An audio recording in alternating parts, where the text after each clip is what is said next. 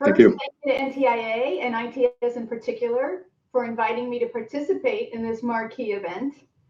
And thank you to Secretary Davidson for speaking today. You really jumped into the fire at NTIA, which has many high-profile matters on its docket, both domestically and internationally. Now, one major matter before you is broadband grants. Last month, NTIA launched notices of funding opportunities for 3 broadband programs. $1 billion for the Middle Mile Broadband Infrastructure Program, nearly $3 billion for the Digital Equity Act program, and $42.5 billion for the Historic Broadband Equity Access and Deployment Program, or otherwise known as BEAD. The BEAD program alone is extraordinary and will provide funding for infrastructure for high-speed internet access aimed at closing the digital divide for all.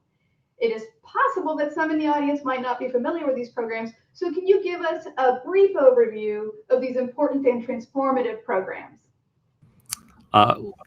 Thank you for that intro. Thank you, Anna, I should say, for joining us today. It's great to have you back in the NTIA fold for a little while here. And thank you to everybody here, for our organizers and for all the folks out listening today for joining. This is a very important conference and an important set of topics, as Eric has teed up. So a great question about what we're doing at NTIA around this broader issue of promoting internet access. And I will say, we have been talking about the digital divide in this country for over 20 years, well over 20 years. And now, thanks to the bipartisan infrastructure law, leadership of a lot of folks in Congress and the president, we've really been given the resources in the federal government to do something meaningful, structural, long-term about it. For NTIA, that is, as you said, we've been given $48 billion, that's with a B, billion dollars by Congress for a variety of programs to promote internet access and adoption, to really address the digital divide, to think about making sure, it's a very simple, humble mission, making sure that everybody in America, literally everybody, has access to high-speed, affordable, reliable internet service. And so that's it is a daunting challenge. We've got a couple of different programs, this access program, which we're running through the states, a digital equity program, almost $3 billion, a middle mile program, which is kicking off. And we've just kicked off that we'll really be doing this year. And it's an exciting time. It's an exciting time to be at NTIA, to be doing this work. And I really do think that, just as generations before us brought water and electricity to rural America, built the interstate highway system, we will look back on this moment and say this was our generation's chance to make sure that everybody's meaningfully connected to the digital economy. So it's a very exciting time to be working on this, and it dovetails very closely with our broader work on spectrum and other policy issues. That's right. NTIA certainly is, I think, the right agency to be doing this. So what technologies are eligible for funding under these programs? Well, I will say we're taking a real all of the above approach. We know that if we're really going to meet the mission of connecting everybody in America, it's going to require a variety of technologies. And the way the program's set up is, in fact, that different states will have really different approaches. And we know that the needs of Rhode Island or Connecticut are really different than the needs of Montana or New Mexico. So we expect it to vary quite a bit. And so we expect there'll be a full range of technologies, from fiber to fixed wireless, low Earth orbit satellites. There's no one-size-fits-all solution. That said, I will say we do have a set of requirements that were put into the law, and actually that we put into our notices as well, about what these technologies have to do, what kinds of speeds they have to, and latency they have to deliver, what kind of technical features. And there is a little thumb on the scale, I'll be honest, for fiber. With the notion that it has special properties, as many of us know. Pushing fiber out as far as we are able to, we do think is going to be important to making sure that this is infrastructure we won't come back and have to rebuild 5 or 10 years from now. But that said, I think that's only going to be part of the solution, and we know there's going to be a lot of different technology in the mix. Now, you mentioned that spectrum dovetails with broadband. And spectrum is obviously critical to wireless services, both for the efforts to eliminate the digital divide, but also for U.S. leadership and innovation in communications. Over the past decade, NTIA and the FCC have collectively reallocated and repurposed over 7,500 megahertz of federal and non-federal spectrum to make it available for commercial wireless services and 5G, with over 1,000 megahertz of that being mid-band spectrum. Now that's a tremendous accomplishment. Of course, as the saying goes, the reward for work well done is the opportunity to do more. Even more spectrum is being asked to be made available for commercial 5G, but there are no longer any easy spectrum bands readily available for repurposing. And so this is yet another daunting challenge for you and for NTIA. So what steps are being taken to address this continual demand for spectrum repurposing? Well, it's a great question the way you've posed it. I mean, there's we sit at NTIA in this with facing these dual imperatives. As this coordinator of federal spectrum, as the federal spectrum manager, we know that federal users need to be able to meet their missions, very critical missions: defense, aviation, transportation. At the same time, there is a huge imperative, as you said, if we are going to remain competitive in our economy, if we're going to have these thriving next generation services in wireless that consumers demand, that our economy demands, we know we need to make sure there's a pipeline of spectrum available. And so we are really trying to take here a long-term vision about how we can be more efficient and effective about our use of spectrum, and working with other federal agencies, trying to develop a strategy here that I think rests on really three key pillars. One is better coordination among the federal user community, and making sure that we are doing what we can to keep that spectrum pipeline going. The second is trying to use real evidence and science-based processes as we put together our federal strategy in this area. So making sure that we're science-based as we think about where spectrum may be available, how we think about conflicts and interference in spectrum use, making sure we have a common understanding of those issues.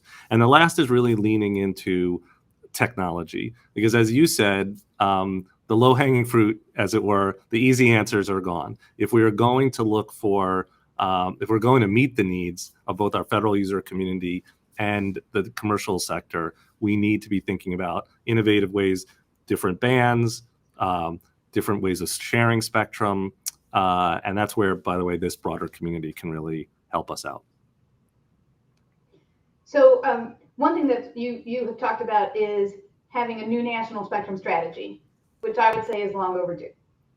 What do you foresee as being critical elements necessary to develop a successful national spectrum strategy? Well, I think, it starts with this idea of better coordination. And I do think that we've got some of the tools in place for that. But I think that, making sure that the agencies are speaking together, making sure that we're working well with the White House, that's going to be pretty critical. Our working relationship as well with, our sister agencies, and particularly the FCC, is really important here. And so we're very focused on improving that relationship. We've just launched a spectrum coordination initiative with them as well. I also think it's going to be really important for us to be forward-looking in this, in the sense that I think people are hoping for a strategy that's not just about the next few months or the next year or two, but thinking longer term about how we get all of the relevant stakeholders here, the federal users, the FCC, and the commercial community too, involved in developing this strategy and thinking about where we need to be going in the future. And I keep using it's the old Wayne Gretzky hockey analogy, don't skate to where the puck is, but skate to where the puck is going. And I really do feel we have a big opportunity to work with industry, to work with researchers, to understand where the puck is going in this space and make sure we're moving there. Well, now that you mentioned research, I am a big fan of NTIA's lab, the Institute for Telecommunication Sciences, or ITS, in Boulder. I love visiting. Uh, I understand you recently had an opportunity to visit ITS in person, including the Department of Commerce Table Mountain Radio Quiet Zone, which is managed by ITS. So much of the technical research and work undertaken by ITS is critical to providing science, data, and technical underpinnings for possible policy decisions. And you just mentioned the importance of policymaking that is science-based. How important is it? And I'm giving you a softball, I think, to have an in-house Thank lab you. like ITS to NTIA. That is, well, it's very important, Anna. No, I don't mean to joke about it. It is very important. And the fact is that what we're seeing actually out in the world is what happens when we don't have a good common understanding of and common baseline for dealing with disputes or different understandings of spectrum usage, spectrum interference. There have been, real examples on the front pages of the paper about conflicts within the federal government, and we do need to avoid those. And I think it's important as we go forward, if we're going to find ways to make more efficient use of the spectrum, of this scarce spectrum resource, if we're going to move spectrum into the hands of the commercial community, we do need to have that common understanding and baseline. And you see what happens when we've seen what happens when we don't. So I was very excited when I got a chance finally just a few weeks ago to visit ITS and our Table Mountain facility.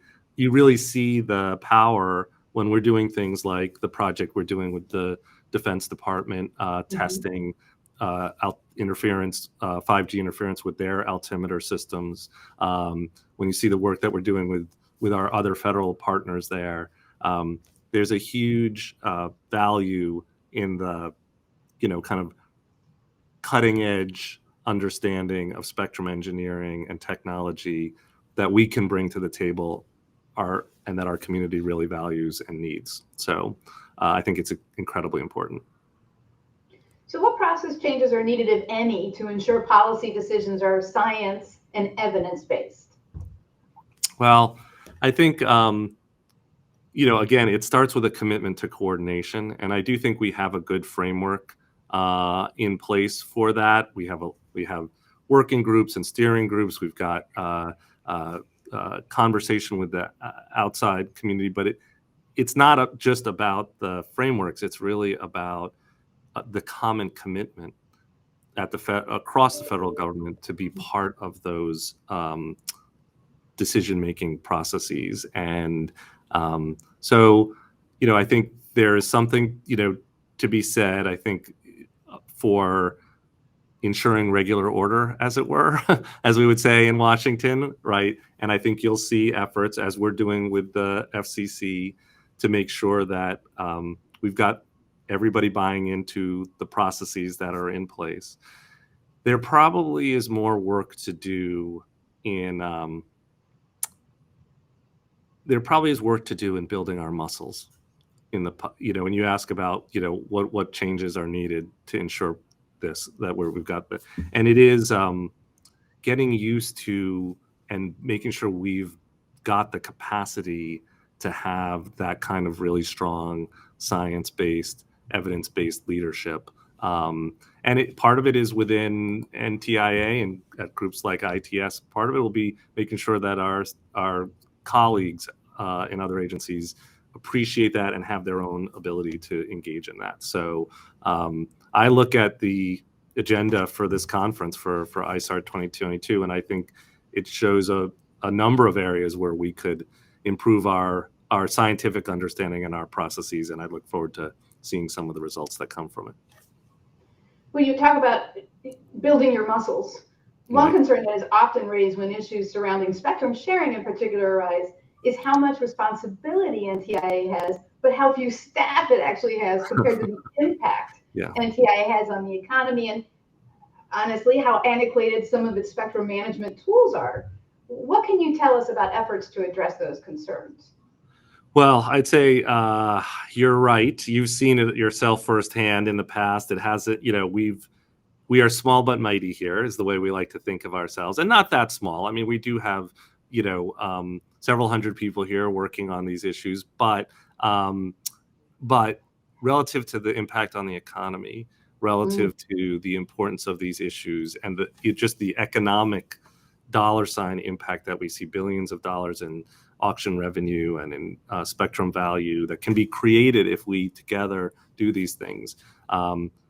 We believe we do, need more resources and more. I'll just say it starts with people. I mean, one of the best things that I can say is the best surprises I had when I came on board as a new assistant secretary was just how incredibly talented and committed our team is here. We need more. We need more folks. We need more good folks, and particularly, I think, a diverse workforce, not just here but within our community, is incredibly important to make sure that we are thinking about a diverse set of communities that are going to be served by this work that we do. And I think we need to build the field. Just even in Eric's introduction, just thinking about how do we create a bigger pipeline of people coming in to help us think about these hard problems as a community. This is not going away, right? And you look at these new tools that could be on the horizon. We're thinking about incumbent informing capability. We're thinking a lot about different spectrum sharing models. We're looking at new bands that 10 years ago nobody would have been talking about. For the foreseeable future, there's going to be tremendous need for talent to help all of us think through these issues. And I think building that workforce is a community project, not just for NTIA, but I'd say across the commercial sector and the academic community as well. Yeah, I could not agree with you more. So switching topics just slightly, a couple of years ago, the Commerce Spectrum Management Advisory Committee, or CSMAC, recommended updating the 2003 Memorandum of Understanding between NTIA and the FCC. And in the Spectrum Coordination Initiative that you talked about earlier, both agencies committed to doing that. And recently, Congress has also begun drafting its own language related to rewriting the MOU. Can you tell us about where the efforts to revise the MOU stands? It's a great question, and this is an area, it can get into the weeds pretty quickly, but it is, this is the important work of coordination that we need to do. So people have gotten very focused on this memorandum of understanding, which hasn't been updated in over 20 years, which is, or almost 20 years.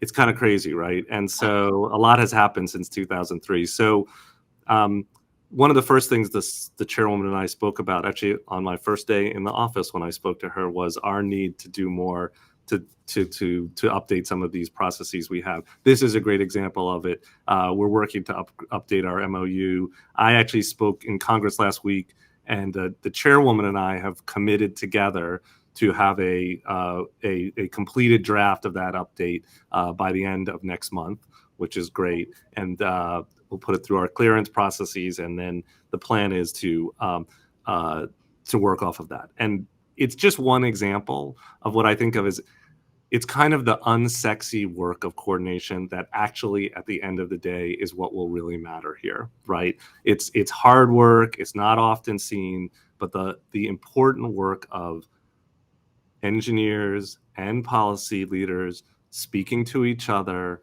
coming to common understanding, putting in place processes so that we're coming to a common understanding of how we're approaching different bands, where we see different kinds of interference, how we're building new models of sharing. All of that work, it takes a lot of work. It takes a lot of work from the folks who are part of this community and part of this conference, but we're committed to doing that hard work and working with all of you all out there to make sure that we're really doing the most effective and efficient thing that we can do with this very, very scarce and valuable resource. Well, that's fantastic. I'm so happy to hear that. I think a stronger NTIA is great for the country, for the economy, for spectrum management, for broadband, all the work that you're doing. I think that is all the time we have. So I want to thank you so much, Secretary Davidson, for your time today. And again, thank you to ITS for inviting me to do this. Thank you, Anna, for being here. It's great to see you. And again, I'll just say thank you again to all the folks who are participating out there. We need, as a nation, as a global community, if we're going to solve these really hard problems around how to make the most efficient, effective use of this really scarce community resource, we're going to need the best thinking we can get. And that's why I'm so glad to be here today and to be here with you, Anna. And thank you to our organizers, and good luck to everybody out there on answering these hard questions that have been teed up for us. So thanks. Thank you.